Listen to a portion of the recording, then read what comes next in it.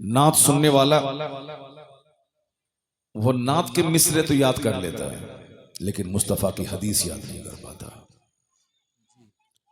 करोड़ों मुसलमानों के बच्चे हैं जिसको एक हदीस याद नहीं है मुस्तफा का। बस जज्बाती, सेंटिमेंटल, संवेदनशील बन गए। उसके बाद पता चला कि दुनिया की थोड़ी सी मोहब्बत उसके ईमान को लूट ले गई।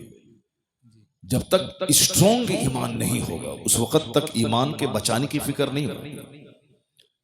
नौकरी का शौक बंदे को तबाह कर देता है, लड़की का चेहरा बंदे के ईमान को लूट लेता है। लाखों मुसलमानों की बच्चियां हैं जो काफिरों के साथ भाग गई, जबकि उसे मालूम है कि सारी जिंदगी जवान नहीं रहना और हमेशा दुनिया में नहीं रहना। और अक्सर लड़कियां जो मोहब्बत के नाम पे गैरों के साथ भागी, 2-4 महीने या 2-4 साल के बाद उसे जिल्लत का मुंह देखना पड़ता है। या तो उसकी बॉडी के 50 टुकड़े करके उसका प्रेमी उसको फेंक देता है, यही होता है ज्यादातर, या फिर उसका प्रेमी उसको निचोड़ करके भाग जाता है। अब ये न घर आ सकती है, क्या करेगी? या तो तवायफ के कोटे पे इस्मत फरोशी करे या दरगाहों पे बैठ करके भीख मांगे, उसके अलावा कोई रास्ता नहीं रह जाता है। लेकिन जो अपने माँ बाप की इज्जत करते हुए, अपने ईमान की कदर करते हुए अपने घर में रहती है और बाप बाप की मर्जी के मुताबिक शादी करती है, वो तो 90 साल के बुढ़ापे को भी पहुंच जाए तो अपने शौहर के नजदीक रानी बनी रहती है। वाह सुभान अल्लाह। और अगर बेटे वाली हो गई तो फिर तो बेटा उनका पांव चूमता है कि मेरी जन्नत मेरी माँ के पांव के नीचे। जो भाग गई काफिरों के साथ, जिनकी लाश के हजारों टुकड़े कर दिए गए, ये बताएं ना उसकी दुनिया रही ना आखिरत रही, दोनों जहान की रुसवाई उसके मुकद्दर में हो गई। चूंकि उस लड़की ने जाना नहीं, लड़की हो या लड़का, उसने जाना नहीं कि आखिरत क्या है, ये दुनिया का महत्व क्या है। ये दुनिया एक पानी का बुलबुला है, जैसे उठा खत्म हो गया। एक चिंगारी है जो भड़की बुझ गई। ये दुनिया के 100 साल एक सेकंड है, इसे खत्म हो गए। काफिर चाहे गुड़ खाए कि गोबर खाए कि शराब पिए कि पानी पिए, उसका तो कोई संविधान ही नहीं है उसके पास। ना कोई जीवन पद्धति है, ना कोई नियमावली है, ना कोई सिलेबस ऑफ लाइफ है उसका। उसके नजदीक सब बराबर है, शराब बराबर है, गाय का पेशाब बराबर है, वो चाहे जो चाहे पिए। ये तो हम मुसलमानों को समझना है कि क्या राइट है क्या रॉन्ग है, क्या गुड है क्या बैड है, क्या जायज है क्या ना जायज है, क्या करना है क्या नहीं करना है। तो हम मुसलमानों को समझना है और हमको समझाने के लिए अल्लाह ने अपने महबूब को दुनिया में भेजा है।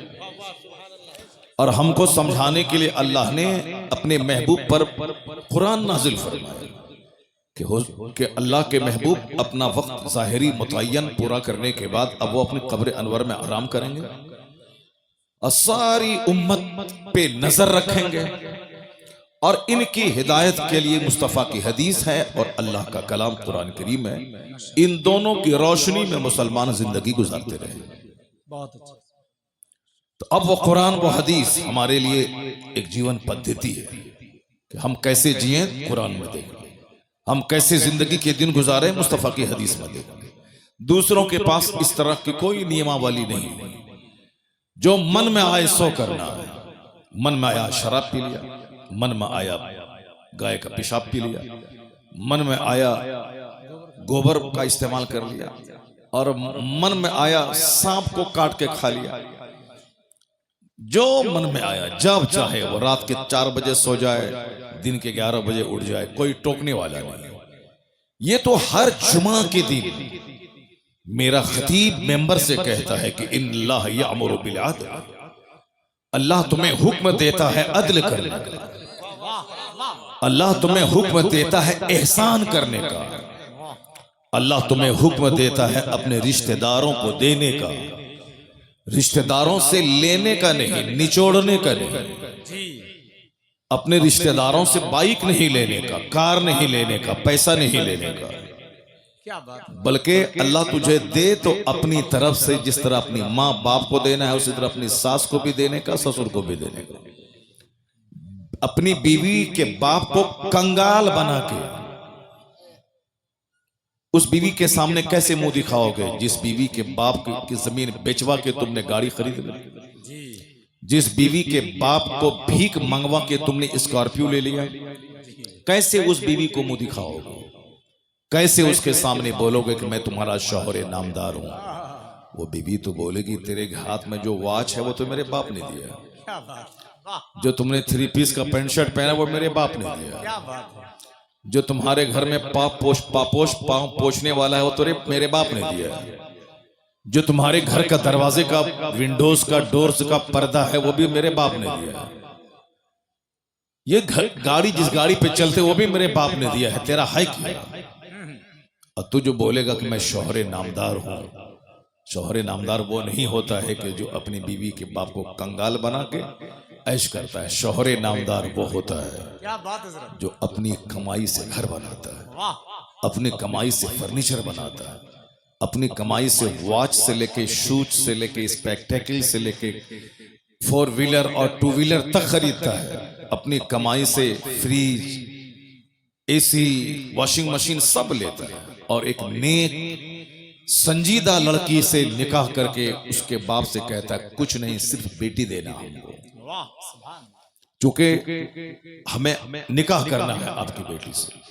नेक लड़की को अपने घर में लाएगा और कहेगा तुम देखो ये मेरा घर है, रानी बन के तुम रहो, ये फ्रिज मेरा है, ठंडा पानी तुम पियो, ये साहब मेरे घर हैं, मैं तो बाहर मारे मारे फिरूंगा 2 रुपए कमाने के लिए, और तुम इसमें क्वीन बन के रहो मेरे घर में। क्या बात, मालूम है जो लड़की अपने शौहर के घर में इस तरह आएगी न कभी तकरार होगी, न कभी लड़ाई होगी, न कभी तलाक होगी, बल्कि अपना दिल शौहर के पांव के नीचे बिछा देगी। वाह, सुभान, ये जीने का एक तरीका है, रिश्तेदार को देने का, लूटने का नहीं, वरना सारी जिंदगी कंगाल रहेगा बंदा। काफिर तो फिनारे जहन्नम, हमेशा के लिए जहन्नम में जलेगा, उसका तो कोई मतलब ही नहीं, क्योंकि हमको जन्नत जाना, चूंकि हमको ये दुनिया का 100 साल तो 1 सेकंड है, खत्म हो जाएगा, हमारे लिए आखिरत है। यही हदीस का सबसे बड़ा उन्वान है, यही कुरान पाक का सबसे बड़ा टॉपिक है कि हमारे लिए आखिरत है। तो अक्लमंद है वो जो आखिरत की बात सोचे। ए लड़का, ए कहां भाग रहा है? बैठो, क्या बंदर की तरह करता है यार, छुछंदर की तरह करता है, नात पढ़ता रहा, सुनता रहा, और अभी हदीस पढ़ रहा हूं, भाग रहा। अगर इसको हिंदुस्तान का हिंदू इसको काटेगा तो कसूर किसका? जी, अगर हमारे घरों को ये काफिर उजाड़े तो कैसे तड़पेगा और कैसे अल्लाह की रहमतों को आवाज देगा? जो मस्जिदों को उजाड़ेगा उसकी जिंदगी में सुख कभी नहीं होगा। जी, जो मदरसे को उजाड़ेगा अल्लाह ताला उसके घर को उजाड़ देगा। क्या बात, जो दीनी मजलिसों को उजाड़ेगा अल्लाह उसकी जिंदगी से सुख चैन को उजाड़ देगा। कभी गौर करते हो कि सारे लोग बंदर की तरह मारे मारे फिर रहे हैं, अरबों में खेलने वाला भी छुछंदर की तरह मारे मारे फिर रहा है, चेहरा काला है, खुदकुशी है, सुसाइड है, जहर खुरानी है, दिन रात का टेंशन है, 1 दर्जन बीमारी में घिर के तड़प तड़प के मर जाना है। सुकून चैन किसके पास है? मकान, दुकान, गाड़ी, छकड़ा, उसी के पीछे सब पागल है। डॉक्टर, इंजीनियर, मकान बनाए, गाड़ी खरीदें, मजा मौज मस्ती करें, हर घर दुखी है। सीने को फाड़ के देखोगे तो 1000 जख्म मिलेगा, इसलिए कि जिस रास्ते में चल के तुम चैन ढूंढ रहे हो उस रास्ते में अल्लाह ने चैन नहीं रखा है। जिस रास्ते पे चल के तुम सुकून तलाश कर रहे हो अल्लाह ने वहां सुकून नहीं रखा है। वरना मैं अक्सर कहता हूं कि सुशांत सिंह राजपूत जैसा करोड़ों में खेलने वाला फिल्म का एक्टर वो फांसी के फंदे पे लटक गया। अगर फिल्म में नाचने से सुकून मिलता तो फिर वो फांसी के फंदे पे नहीं लटकता। 30 साल की खूबसूरत लड़की एक्ट्रेस फिल्म में नाचने वाली, जिसके पीछे हजारों लड़के दीवाना रहते थे और करोड़ों लोग फिल्म में देख देख के उस पर जान निछावर करने को तैयार रहते, वो लड़की की सड़ी हुई लाश घर से निकली। अगर हुस्न में ही खूबसूरती है और 1000 लड़कों के बीच में झूमने में मस्ती है तो उस लड़की को जहर खा के नहीं मरना चाहिए। जी तुम्हें मालूम है कि Charlie Chaplin British film star जिसका एक मशहूर मकूला है कि I like to walk in the rain nobody can see my tears, मैं बारिश में टहलना चाहता हूं ताकि जी भर के रोऊं और कोई मेरे आंसू को देख नहीं पाए। करोड़ों को हंसाने वाला, करोड़ों जिसके फैंस हैं, वो ब्रिटिश फिल्म स्टार है, मगर हिंदुस्तान में करोड़ों लोग हैं जो उनके फैन हैं, उनके साहब दिलदादा। लेकिन वो आदमी इतना गमगीन है, करोड़ों को हंसाने वाला। उसका मखूला अभी चार्ली चैपलिन बोले, वो इंटरनेट पे उसका ये लफ्ज सामने आ जाएगा, ये जुमला, I like to walk in the rain nobody can see my tears, मैं बारिश में टहलना चाहता हूं ताकि रोऊं, जी भर के रोऊं, कोई मेरे आंसू को देख नहीं पाए। डॉक्टर के पास गया था, वो कहा था मेरे दर्द की दवा दे दो। कहा क्या है? कहा अंदर से मैं दुखी और टूटा हुआ रहता हूं, चैन नहीं है। कहा चार्ली चैपलिन का शो देखा करो, थोड़ी सी चार्मिंग पैदा हो जाएगी, गम हल्का हो जाएगा। तो वो शख्स बोला चार्ली चैपलिन तो मैं ही हूं। डॉक्टर चेहरा देखने लगा उसका, थकता रह गया। कहा मैं, डॉक्टर चूंकि खुद उसका शो देखा करता था और हंसा करता था, गम को हल्का किया करता था, अब वो चौंक गया। जिसको हजारों लोग सुन के देख के गम की दवा करते हैं, वो शख्स अंदर से इतना दुखी है कि अपने दर्द की दवा तलाश करने डॉक्टर के पास आया और कहता है कि मैं जी भर के रोना चाहता हूं।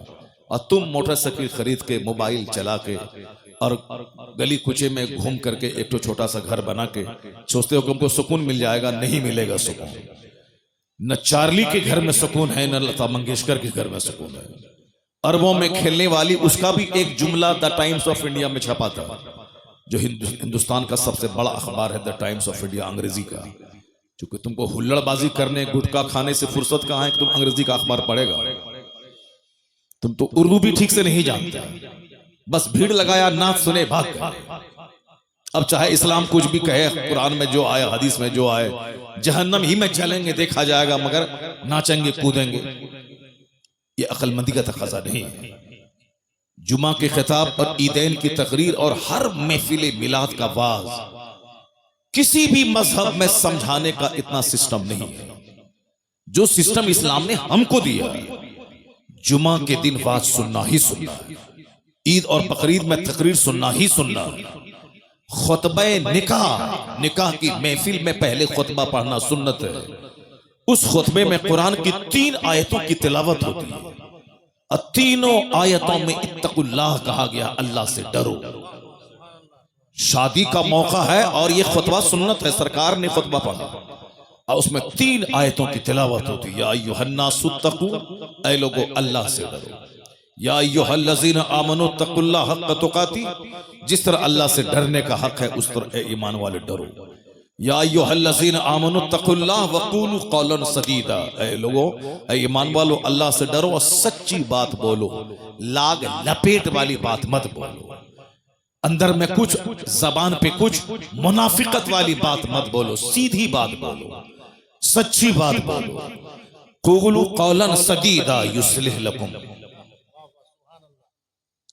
जो तुम्हारी जिंदगी को संवार देगा। अल्लाह से हम सोचते हैं कि निकाह का मौका खुशी का मौका है, और ये 3 आयतों की तिलावत, आयात खौफ की तिलावत हुजूर ने की है। क्यों? कि इस मौके पे आदमी अक्सर बहक जाता है, इसलिए हुजूर ने 3 आयात खौफ की तिलावत करके बताया है, न तेरे बेटों की लाश तुझको काफिर बनाए, न तेरे बेटे की बारात तुझको दीन से फिरा दे। चाहे बेटे की बारात निकले तो भी तुम दीनदार बन के रहना, चाहे बेटी का जनाजा निकले तो भी तुम दीनदार बन के रहना। यानी बेटे की बारात निकले तो भी नमाजी बन के रहना, चाहे घर से जनाजा निकले तो भी नमाजी बन के रहना। न खुशी का मौका तुझे फिरौन बना दे, न गम का मौका तुझे दकियानूसी बना दे और अल्लाह की रहमतों से मायूस कर दे।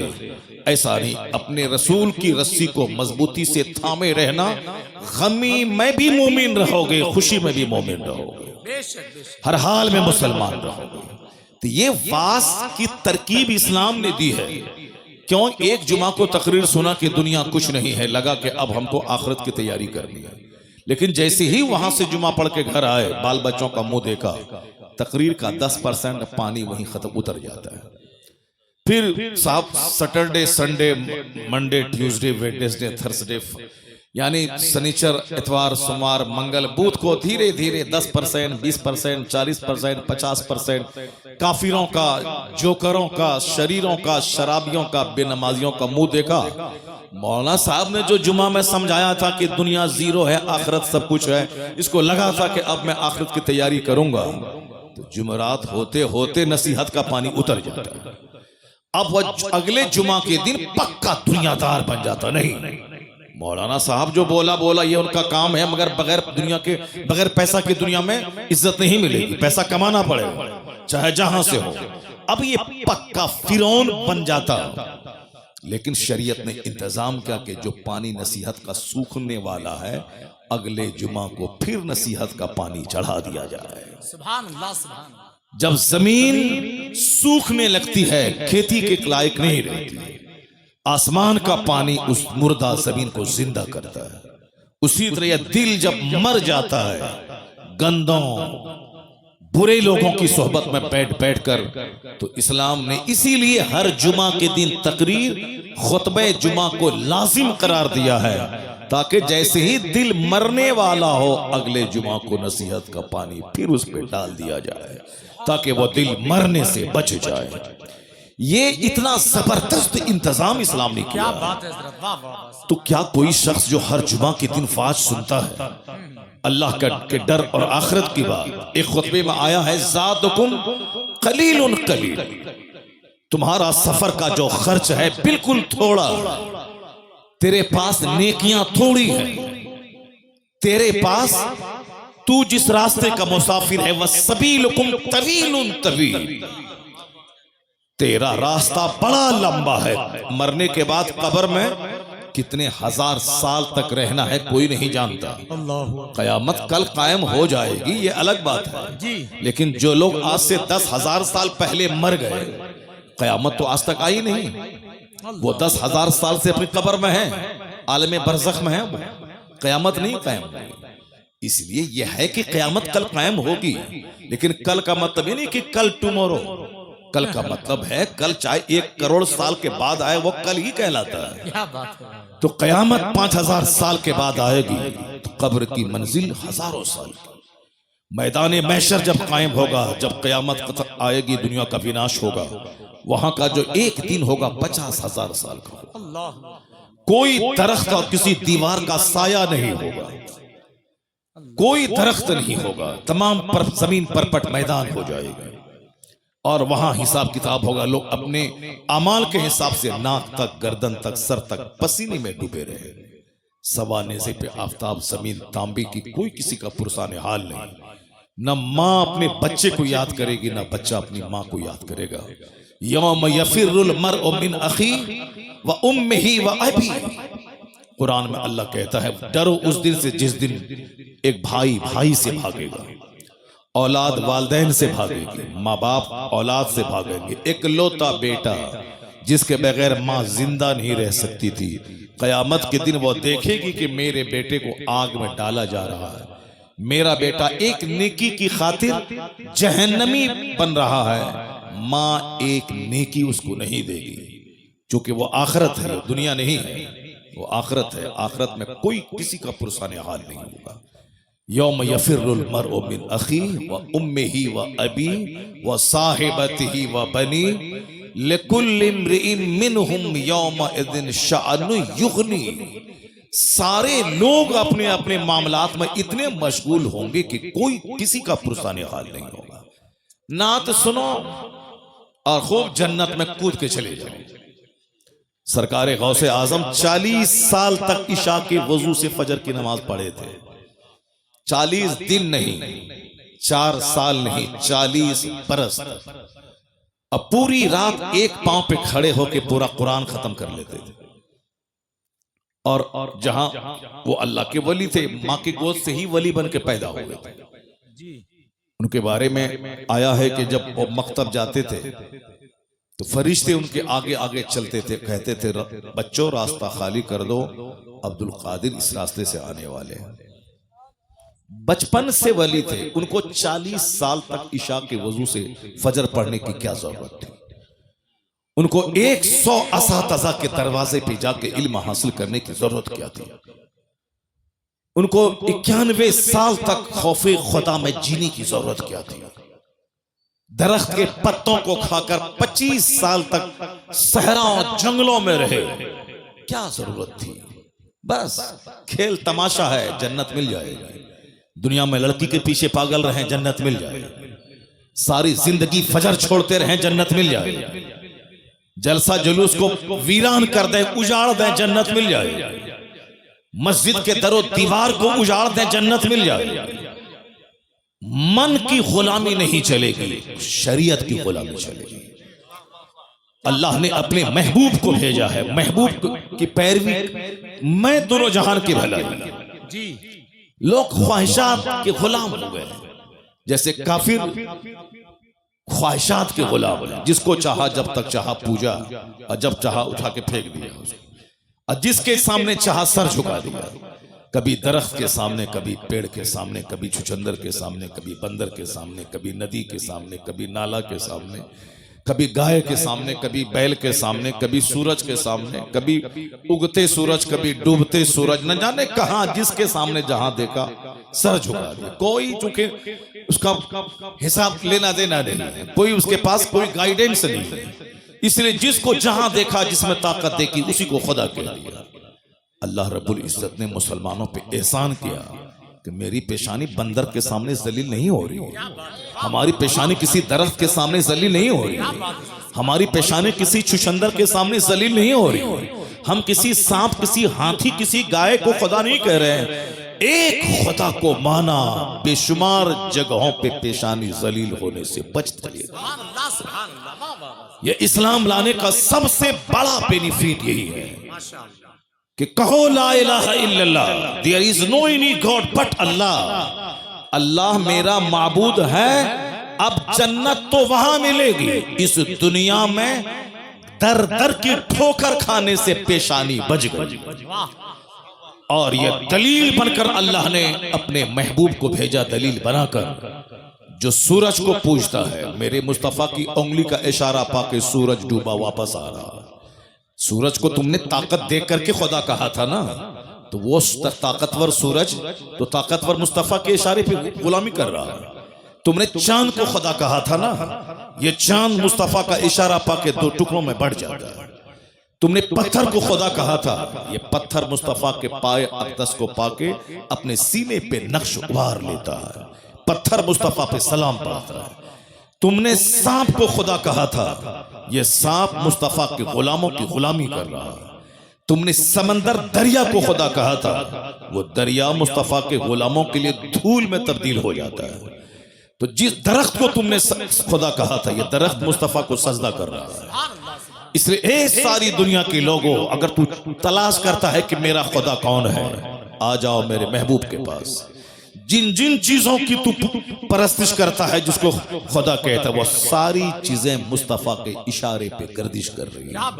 अब जब दुनिया मुस्तफा के पास पहुंचेगी, तो अब वहां उसको ज्यादा देर नहीं लगेगी खुदा की मार्फत हासिल करने में, क्योंकि जो सबसे ज्यादा ताकतवर है, जिनको दरख्त सजदा करे, जिनका कलमा पत्थर पढ़े, जिनके इशारे पे सूरज और चांद गर्दिश करें, ये अपनी पेशानी जमीन पर टेके हुआ और कहता है सुबहान रब्बियल आला।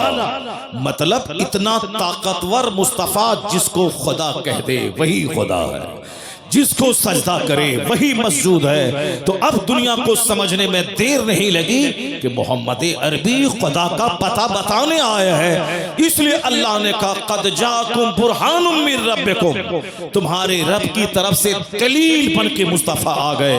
मुस्तफा को देखो, खुदा समझ में आएगा, इन्हें देख ले, दुनिया की सच्चाई समझ में आ जाएगी, आखिरत की सच्चाई समझ में आ जाएगी। बहुत अच्छा हज़रत। मुस्तफा दोनों जहान की वास्तविकता को बताने आए हैं। अब जाहिर सी बात है, जो हुजूर को पढ़ेगा वो जानेगा, जो सरकार दो जहां की बायोग्राफी का मुताला करेगा वो जानेगा, और जो तमाशा देखेगा जाएगा तो सारी जिंदगी कलमा भी ठीक से नहीं पढ़ पाएगा।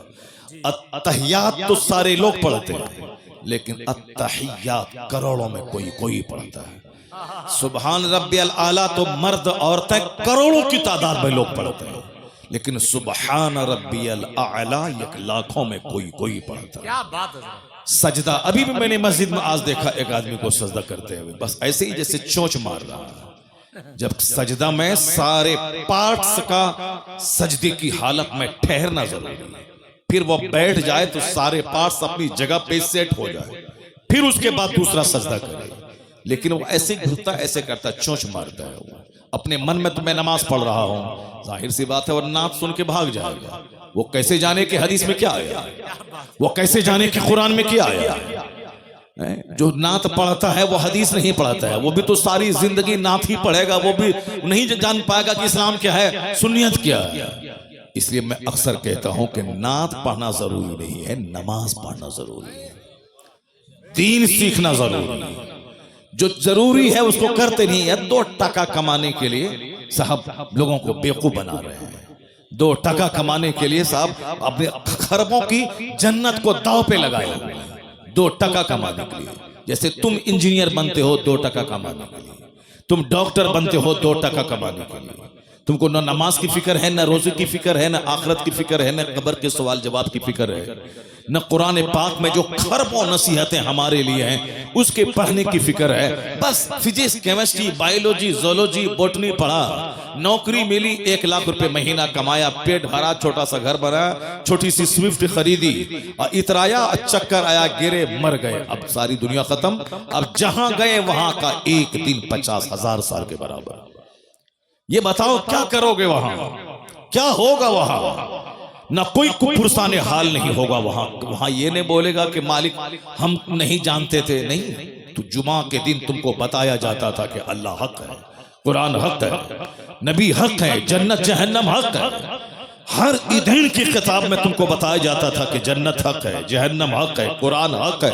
ये आखिरत तुम रोजाना लाशों को कांधे पे उठाते थे जो तुम्हारी तरह तुमसे ज्यादा ताकतवर था, लेकिन फजर के बाद उसकी मौत का ऐलान हुआ, जोहर के बाद तुम उसको दफन करके कब्र से आ गए, मगर फिर भी तुमको होश नहीं आया कि हो सकता है कल फजर के बाद मेरी मौत का ऐलान हो जाए। तुम ये सोचे कि ये मरा है, मैं तो नहीं मरूंगा, इसलिए तुम दुनिया में मस्त रहे। अजान की आवाज तुझको बुलाती थी कि खाना पीना तो सुअर छुछंदर सबको अल्लाह रोजी देता है। वमा मिन दाब्बतिन फिल अर्द इल्ला अल्लाह रिज़्क़ुहा।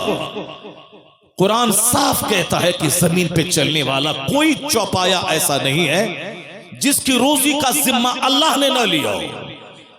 काफिर अल्लाह को गाली देता है मगर अल्लाह उसे भी रोजी देता है।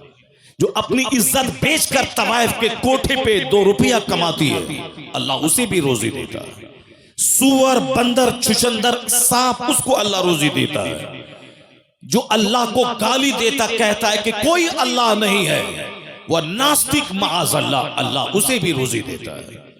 सारी कायनात का खालिक अल्लाह है, इस सबको इसका इकरार है। चाहे भले ही अपनी जबान में जो कह दे, वह बोले कि साहब उस खुदा को जो अपनी जबान में इब्रानी में, सुरियानी में, अंग्रेजी में, हिंदी में जो कहे, मगर वो बोलता है कि गॉड इज वन, अल्लाह एक है जो सारी दुनिया को पैदा किया है। भले ही बहुत सारे लोग हैं जो किसी राजा के बेटा को खुदा कहता है, जो खुद माँ के पेट से पैदा हुआ है, जो एक राजा का बेटा है, ये खुदा कैसे हो सकता है? जो अपने माँ के पेट में रहा, पैदा हुआ, उसकी माँ थी, उसका बाप था, जो दुनिया का खुदा है उसका कोई न माँ है न उसका बाप है, वो लम यलिद वलम यूलद है, और ये इस राजा का बेटा को खुदा कहता है। तो अब उनको कहा जाए तो वो कहता है कि हाँ ये उस खुदा का ये अवतार बन करके आ गए। अब तरह खुराफात में लोग गुम हो गए। खुदा का अवतार बन के आ गए, खुदा का पैगंबर बन के बंदा आता है, खुदा बन के कोई आदमी की शक्ल में नहीं आता है। तो अब वो अपने हिसाब से कह रहा है, मगर ये कह रहा हूं आपसे कि उसको जैसे चाहे वो बोलता है, लेकिन सच्ची बात यही है कि दुनिया का खालिक मालिक अल्लाह है। वही सबको पैदा किया है, वही सबको मौत देता है, वही सबके लिए जन्नत और जहन्नम वहां बनाया है कि जो यहाँ ईमान लाया अच्छा काम करे उसके लिए जन्नत है, जो यहाँ ईमान नहीं लाए बुरा काम करे उसके लिए आग है। और इस दुनिया में रोजी सबको मिलेगी, कोई भूखा नहीं मरेगा। वमा मिन दाब्बतिन फिल अर्द इल्ला अलल्लाहि रिज़्क़ुहा, जमीन पर चलने वाला कोई चौपाया ऐसा नहीं है जिसको अल्लाह रोजी नहीं देता। इन्नल्लाह हुवर रज़्ज़ाक़ु ज़ुल क़ुव्वतिल मतीन, अल्लाह जबरदस्त रोजी देने वाला है। इसलिए अल्लाह मोमिन को भी रोजी देता है, काफिर को भी देता है, नेक को भी देता है, बद को भी देता है, नमाजी को भी देता है, बेनमाजी को भी देता है। इसी पॉइंट को अगर आप गौर से सुन लें तो मकसद जिंदगी का फलसफा मसला हल हो जाएगा। क्योंकि गौर से सुनते ही नहीं, आप बोलते कि मौलाना साहब तकरीर अपने हिसाब से करते हैं, जो वो रट के आते हैं, बोल के आते हैं, अपना मजमून सुना दिया, अपना काम किया, चला गया। जैसे कोई आया नात पढ़ा, जो गाया अपना पढ़ा, अपना काम किया, चला गया। वैसे ही मौलाना साहब अपना गा रहे हैं, अपना बजा रहे हैं और गा बजा के चले जाएंगे। ऐसा नहीं है, ऐसा नहीं है।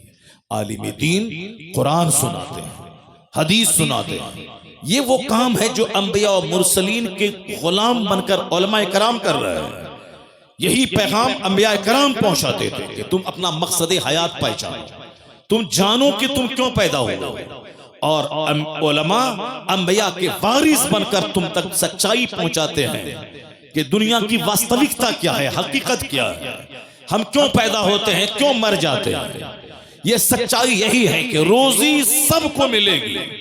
जो रोजी सबके लिए है उसके लिए मेहनत देखिए कितनी है। 30 साल पढ़ना, 30 साल नौकरी करना, यह है उस वो रोजी जो रोजी बंदर छुछंदर सबको मिलती है। उसके 30 साल पढ़ना, 2-4-5 साल कंपटीशन फेस करना, मारे मारे फिरना, सऊदी अरब जाना, अमेरिका जाना, 2 टका कमाना, घर बनाना, खाना, शादी ब्याह करना, 2 बच्चा पैदा करना, उसके बाद मर जाना। ये रोजी जो सबके लिए, उसके लिए इतनी मेहनत है। मगर जन्नत सबके लिए नहीं है, जन्नत करोड़ों में किसी किसी के लिए। अल्लाह ने रोजी का सबके लिए वादा किया है, सबको रोजी मिलेगी। अल्लाह को गाली दो तो भी रोजी मिलेगी, नमाज नहीं पढ़ो तो भी रोजी मिलेगी, जिना करो, शराब पियो, जुआ खेलो, सबको रोजी मिलेगी। मगर जन्नत सबको नहीं मिलेगी, जन्नत करोड़ों में किसी किसी को मिलेगी। और जन्नत मिलेगी किसको? इल्लल लज़ीना आमनू व अमिलुस सालिहात, जो ईमान लाया, अच्छा काम किया। यहाँ इज्जत की रोजी मिलेगी, मरने के बाद मुस्तफा की जन्नत मिलेगी। सुभान अल्लाह, सुभान अल्लाह, सुभान इल्लल लज़ीना आमनू व अमिलुस सालिहात, जो ईमान लाया, अच्छा काम किया। तो हमें 24 घंटे में जो रोजी के लिए 12 घंटे में मारे मारे फिरता हूँ, जो रोजी सबके लिए है, ये 12 घंटे जन्नत के लिए फिरना चाहिए। हकीकत में जहां खरबों साल रहना, जहां महासंखों साल रहना, उसके लिए 12 घंटे अगर बंदा पागल रहे तो आदमी समझेगा हाँ जो असल है, हकीकत है, सच्चाई है। जहां खरबों साल रहना है, जो जन्नत हमारे लिए है कि नहीं है, बंदा डरता रहे, उसकी तैयारी करे। ये लोग देखेंगे तो कहेंगे हाँ ये मकसद हयात को पा लिया। जो रोजी कोढ़ी के लिए भी है, जो रोजी समाज का निकम्मा जो फालिज ज़दा है उसके लिए भी है। यहाँ अरबों में खेलने वाला आदमी ऐसे सूख के कांटा हो गया, शुगर ने अटैक किया और सारा गोश्त को शुगर चाट गया। और जिसका 2 पांव नहीं है वो रेलवे स्टेशन पे भीख मांग रहा है, इतना मोटा ताजा है कि उसको देखने के बाद आदमी दंग रह जाता है। पांव दोनों नहीं है, फालिज ज़दा, लेकिन मोटा ताजा है साहब, बॉडी से जैसे चर्बी फट जाएगी। और यहाँ 1000 एकड़ जमीन का जोतने वाला शुगर ने दीमक की तरह सारा गोश्त चाट के खा गया है। इसका मतलब है अगर मेहनत से बंदा खाता, ये अरबपति को खूब ज्यादा मोटा रहना चाहिए, और वह बेचारा फालिज ज़दा भिखारी जिसका कमाता नहीं है, उसको कम रोजी मिलती है, उसका बदन सूख जाना चाहिए। लेकिन यहाँ उल्टा मामला है, जो कमाता नहीं है वह चर्बी फूट रही है उसके बदन से, और जो 1000 एकड़ का जमीन का मालिक है या सूख के कांटा हो रहा है। पता चला रोजी कमाई की बुनियाद पर नहीं मिलेगी। अल्लाह ने जिस जानदार को पैदा किया है सबको रोजी देने का अल्लाह ने वादा किया है। बंदर, चुचंदर, सुअर, हाथी, गाय, भैंस, बैल, सबको सुअर जैसा खतरनाक जानवर जो बिल्कुल नजीस से ऐन है, वो अंग अंग उसका नापाक है, लेकिन वह सुअर भी खाता है। कुत्ता, जिसको कुत्ता कह करके लोग उद्धृत करते हैं ये कुत्ता है, वो कुत्ता को भी रोजी मिलती है। मछली, जो व्हील मछली जो रोजाना की खुराक उसकी मनों में है, वो समंदर में छोटी छोटी मछलियां अल्लाह ने इतनी पैदा कर दी ताकि बड़ी मछली छोटी मछली को खा के जिंदा रहे। सांप नाबीना, जो दरख्त की सबसे ऊंची टहनी में लिपटा हुआ रहता है, अल्लाह परिंदों के जरिए उसके मुंह में रोजी डाल देता है। रोजी सबके लिए, जन्नत सबके लिए नहीं है। तो अक्लमंद है वो जो रोजी के लिए कम मेहनत करे, जन्नत के लिए ज्यादा मेहनत करे। और बेवकूफ है वो जो जन्नत की फिक्र ही ना करे और दुनिया की रोजी के लिए मारा मारा फिरता रहे। और ये मेरी बोली नहीं है, ये बोली मुस्तफा की है। आका फरमाते हैं हदीस में, अल कैजसु मन दाना नफ्स वो अमील लिमा बादल मौत वल आजिजु मन अतबा नफ्सहु हवाहा सुम्मा व तमन्ना अलल्लाह। मुस्तफा कहते हैं दवाई सीजवन, अक्लमंद है वो जो अपने नफ्स को दबाता रहे, नफ्स को कुचलता रहे और मरने के बाद की तैयारी करता रहे। वो अमीला लिमा बादल मौत, मरने के बाद जो एक अपार दुनिया है, जो एंडलेस दुनिया है, जिस वक्त आज का कोई खात्मा ही नहीं है, उस दुनिया की तैयारी करता रहे। इस दुनिया में ऐसे रहे जैसे कोई मुसाफिर रहता है, दुनिया में ऐसे रहे जैसे कोई एक मुसाफिर रहता है, अजनबी रहता है। Live in this world as if you are a stranger और ए ट्रेवलर, कुन फिद दुनिया कअन्नका गरीबुन और आबिरु सबील। दुनिया में ऐसे रहो जैसे एक मुसाफिर रहता है। और हुजूर फरमाते हैं वल आजिज़ु मन अतबा नफ्सहु हवाहा व तमन्ना अलल्लाह। हमारे और आपके जैसे 90% आदमी जैसे जीते हैं, उसी के बारे में हुजूर ने इस हदीस में कहा। सरकार क्या फरमाते हैं, वल आजिज़ु, बेवकूफ है वो, अहमक है वो कौन, मन अतबा नफ्सहु हवाहा, जो ख्वाहिशाते नफ्स की पैरवी करे, जो अपने नफ्स की ख्वाहिशात, ये खाओ ठीक है, ये चाउमीन खाओ, बर्गर खाओ, ताड़ी पियो, शराब पियो, बराबर मोबाइल चलाओ, ये खाओ वो खाओ, जो खाओ सब खाओ, नमाज साहब शराब पियो, सूद खाओ, जुआ खेलो, मस्ती करो, अपनी खूबसूरत बीवी को छोड़कर किसी साहब दलित की किसी काली कलोटी साहब डाइन औरत के पीछे पागल हो जाओ, अपनी खूबसूरत बीवी को छोड़ करके ज़िना के लिए साहब मुसहरों और गरीबों के मोहल्ले में जाके उनकी बहू बेटी को सूंघते रहो।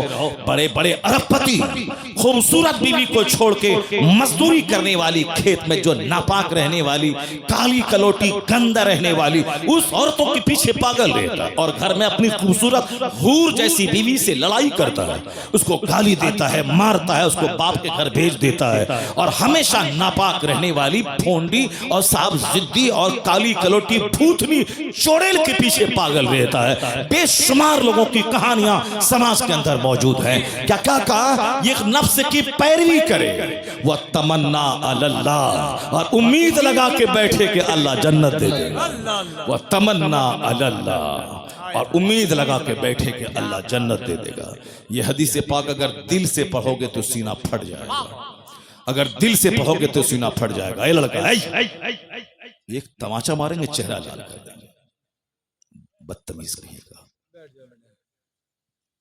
बाप तो नाच सुन के भाग गया, तुम क्यों बैठा हुआ है, भागो घर। जिसको तकरीर सुनना था तो वह भाग गया नाच सुनने के बाद, नाच सुनने के लिए आया था, कव्वाली सुनने के लिए आया था, भाग गया। अब हदीस कौन सुनेगा, ये बंदर जो हंस रहा, बताइए, ये सामने हंस रहा, ये हंसने वाला बच्चा बैठा हुआ, अब बाप इसका नाच सुन के भाग गया। अब सुबह उठेगा, कल कोदाल पसनी लेगा और कमाने के लिए दिन भर चला जाएगा, दिन भर मारे मारे फिरेगा, और 2 रुपया कमाएगा, बोलेगा हमसे बड़ा कोई नहीं। एक छोटा सा घर बना लेगा, बोलेगा हमसे बड़ा कोई नहीं। एक छोटी सी स्विफ्ट खरीद लेगा, बोलेगा हमसे बड़ा कोई नहीं। लता मंगेशकर के पास करोड़ों की कार थी, खरबों का बंगला उसका बंबई में मौजूद है, लेकिन वह बोली थी मन नहीं लगता है दिल दुनिया में। I like to leave this world, मैं इस दुनिया को छोड़ना चाहती हूँ।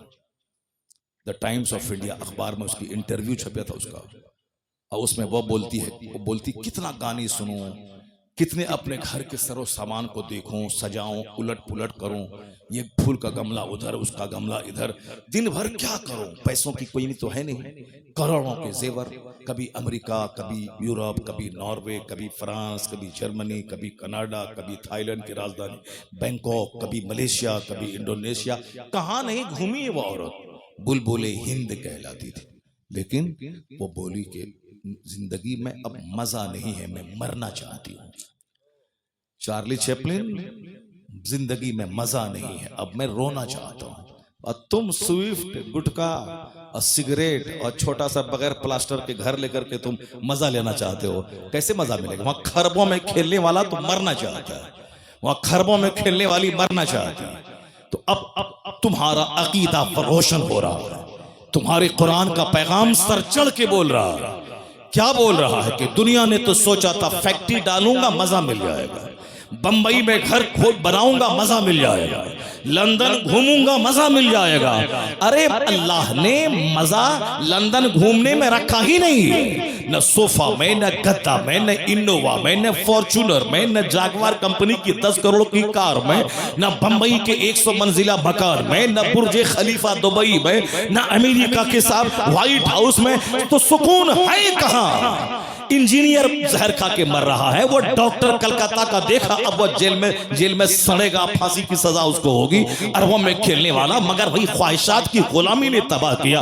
पता ये चला कि सुकून न डॉक्टर बनने में है, न इंजीनियर बनने में है, न अमेरिका घूमने में है, न मकान बनाने में है, न 50 कपड़ा डेली चेंज करने में है। तो सुकून है कहां? अल्लाह अला बिज़िक्रिल्लाह तत्मइन्नुल कुलूब, कुरान कहता जान ले जहां इबादत है वहां सुकून है, जहां जिक्र है वहां सुकून है। ये दिलों को सुकून अल्लाह की याद ही में मिल सकता है। नारे तकबीर, नारे रिसालत, मसलके आला हजरत, सुभान अल्लाह, सुभान अला बिज़िक्रिल्लाह तत्मइन्नुल कुलूब। आज सबको दिल की बीमारी लगी हुई है। क्यों? इस दिल में अल्लाह की याद के अलावा सब कुछ है। इस दिल में बीवी है, बच्चा है, शादी है, बियाह है, इस दिल में सब कुछ है। अल्लाह ही नहीं जो हमारा हकीकी मालिक, हमारा खालिक, हमें मारने वाला, हयात देने वाला, जन्नत देने वाला, रोजी देने वाला है, वो अल्लाह की मोहब्बत ही दिल में नहीं। मर्द को रहना चाहिए जलसे में, तो वहां वो बैठी हुई है, वो सब बताइए, जिसको गप करने से फुर्सत नहीं है वो बैठी हुई। वो भी बोलती है कि फला शायर को बुलाइए, और शायर को ये बोलो कि फला नात पढ़े। एक औरत आप लोगों से बोली कि मौलाना साहब आ रहे हैं, इनकी तकरीर हम सुनते हैं नेट में, और उनको बोलिए कि वो हदीस पाक पढ़े जो वहां पढ़े थे। किसी को बोला? नहीं बोला। लेकिन वो उसमें से बहुत सारी हैं जो आपको बोली होगी। बोले कि मैं हुजूर आपको देखना चाहता हूँ, ये कलाम पढ़वाइएगा। ये उनको बोलना हुजूर मैं आपको देखना चाहता हूँ, हुजूर मैं मदीना जाना चाहता हूँ, हुजूर ये उसको बोलिएगा कि वो जो है फला शेर पढ़े, फला नात पढ़े। बताइए, हदीस के बारे में कोई सवाल नहीं, कुरान शरीफ की आयतों के बारे में कोई फरमाइश नहीं है, वो नात के बारे में फरमाइश है। तो ये नात सुनने वाली तो यहाँ बैठी हुई क्यों है? जाओ घर जाओ। जब तुमको तकरीर ही नहीं सुनना है तो नात सुन करके जाओ घर जाओ। जब बैठी है तो गौर से सुनो, बात क्यों कर रही हो? अपनी तकरीर में मस्त है, अपनी तकरीर में मस्त है, अपने गप करने में लगी हुई है, अपने गप करने में लगी हुई है। गौर से सुनो, तकरीर सुनो, कुरान सुनो, हदीस सुनो। और अगर एक औरत पढ़ लिख ली, गांधी जी ने तो आज कहा था, give me a good mother, I will give you good society. तुम मुझे एक अच्छी माँ दे दो, मैं तुझे एक अच्छा समाज दे दूंगा। क्योंकि माँ की गोद में समाज पलता है। गांधी जी ने आज कहा था, मगर मेरे पैगंबर ने 1400 साल पहले कहा था, तलबुल इल्म फरीज़तुन अला कुल्ले मुस्लिमी व मुस्लिमा।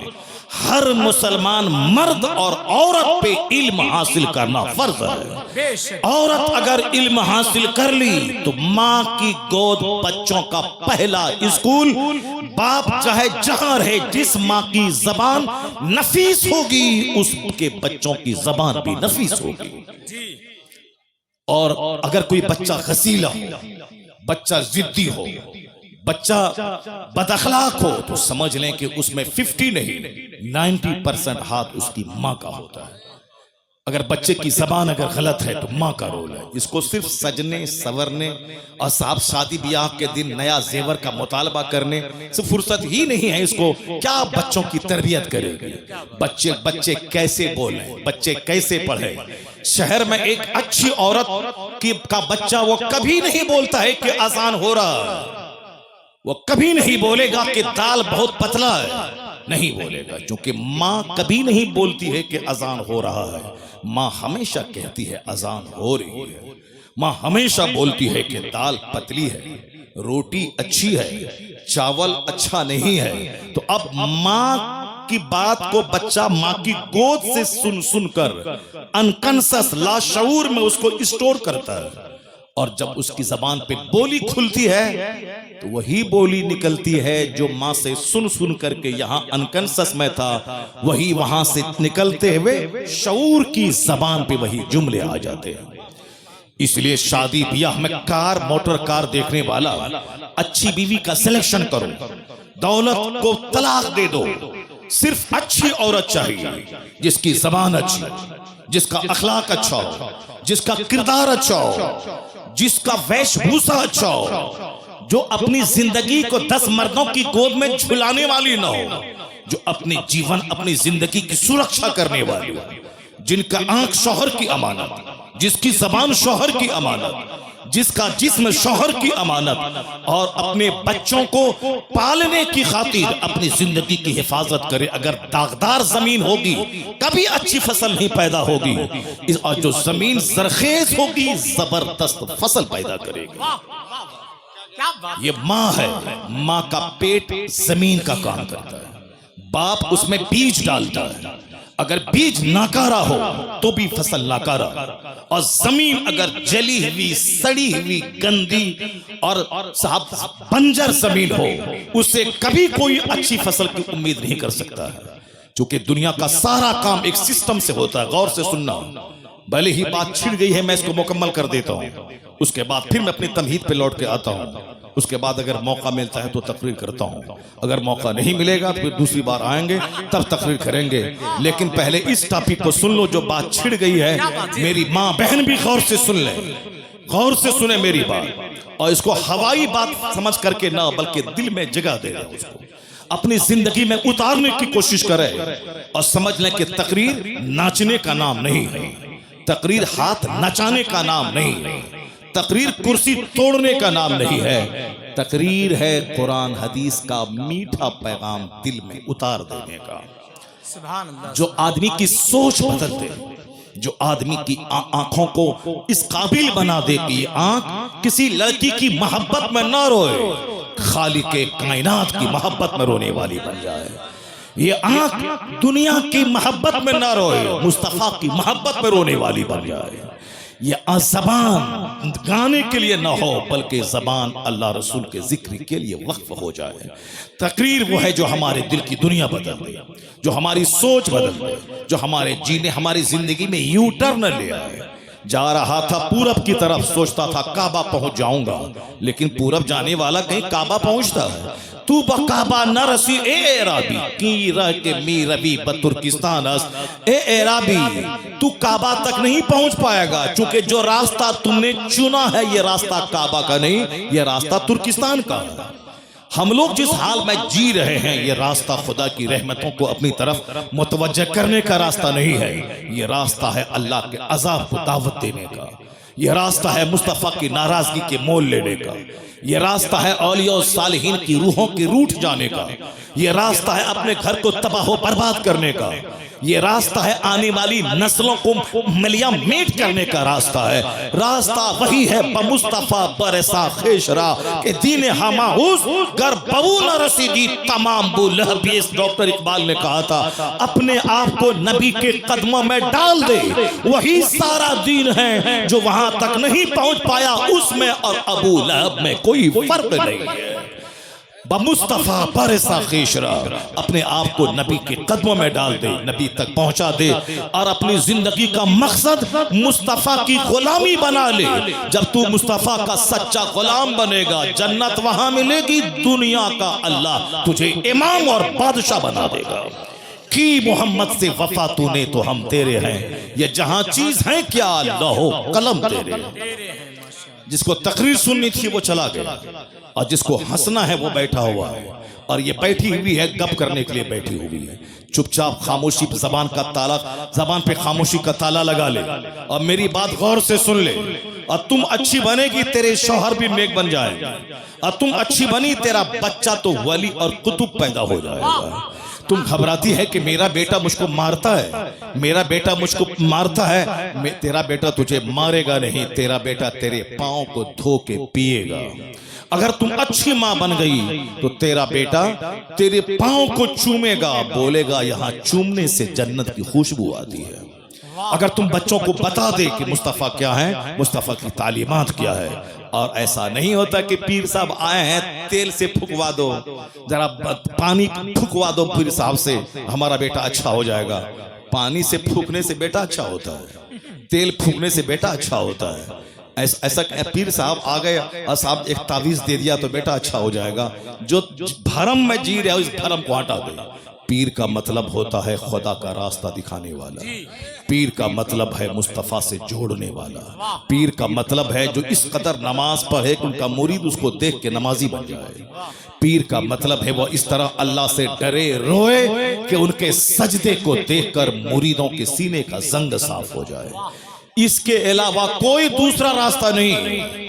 अगर पीर गुटखा खोर और 100 सिगरेट डेली पिएगा, मुरीद 200 सिगरेट डेली पिएगा। तुम्हारा पीर बोलता है कि तुम बोलते हो मेरे पीर को गुटखा बहुत पसंद है, सिगरेट पसंद है, तुम्हारे पीर को सिगरेट पसंद है, मेरे पीर को बरेली में किताब पसंद है। सुभान अल्लाह। 75 साल की उम्र में भी किताब का मुताला नहीं छोड़ा। उनको लोग तोहफे में किताब देते थे और तुम अपने पीर साहब को तोहफे में सिगरेट देते हो। जो जाहिर सी बात है तुम्हारा कसूर नहीं है, कसूर पीर साहब का है। तुमको जब मालूम है कि मेरे पीर की जो पसंद है वो गिफ्ट देना चाहिए, तो पीर की पसंद है पुड़िया, पीर की पसंद है शुद्ध पलस, पीर की पसंद है पान परा, पीर की पसंद है क्या रजनीगंधा, पीर की पसंद है। तो अब मुरीद वो पसंद वाली चीज लाके देता है। और जब मुरीद देखेगा पीर को पसंद है सजदा, पीर को पसंद है तस्बीह, पीर को पसंद है मुसल्ला, पीर को पसंद है किताब, पीर को पसंद है कुरान की तिलावत, तो वो रजनीगंधा नहीं देगा। मुरीद तस्बीह, मुसल्ला, कुरान पाक, मुसहफ लेके पीर को तोहफा पेश करेगा। मेरा मुर्शिद खुश हो जाएगा कुरान पाक की तिलावत से। मेरा मुर्शिद एक बरेली में था, बुढ़ापे में भी किताबों का मुताला नहीं छोड़ता। सुभान अल्लाह। जब भी देखा किताब पढ़ता देखा, जब भी देखा वाज़ो नसीहत करता देखा, जब भी देखा अम्र बिल मारूफ करता देखा। अमेरिका में रहे वही दीन की फिक्र, बरेली में रहे वही दीन की फिक्र, बस मुरीदों के बीच